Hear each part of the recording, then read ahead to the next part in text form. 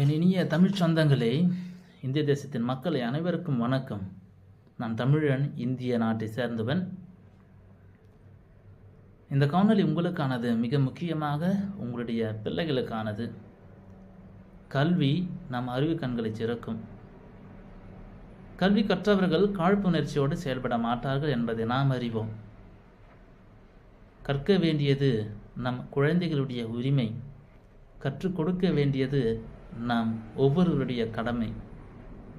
சமீப காலமாக நம்முடைய நாட்டில் நாம் கேள்விப்படுகின்றோம், நம்முடைய குழந்தைகளுக்கு தேவையான கல்வி நிதி, அதாவது அவர்களுடைய உரிமை தொகையானது இன்னும் கொடுக்கப்படாமல் காலத்தாழ்த்தப்படுகின்றது.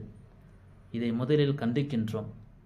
இந்த சூழ்நிலையினால் நம்முடைய குழந்தைகளுடைய அறிவுத்திறனும் நம்முடைய குழந்தைகளுடைய கல்வி தரமானது கீழ்நோக்கி பாதாளத்தை நோக்கி செல்கின்றது. ஆகவே இந்த சூழ்நிலைக்கு நாம் பணிந்துவிடக்கூடாது. ஒன்றுபடுவோம், இணைவோம், சட்ட ரீதியாக போராடி நம் குழந்தைகளுக்கு தேவையான கல்வி நிதியை பெற்றுத்தருவோம். கல்விதான் நிரந்தரம், அறிவுதான் நிரந்தர செல்வம். ஆகவே இதை உணர்ந்து நம் குழந்தைகளுக்காக நாம் எப்பொழுதும் துணை நிற்போம். ஒன்றிணைவோம், ஒன்றுபடுவோம். தமிழ் வாழ்க, தமிழ் வெல்லும்.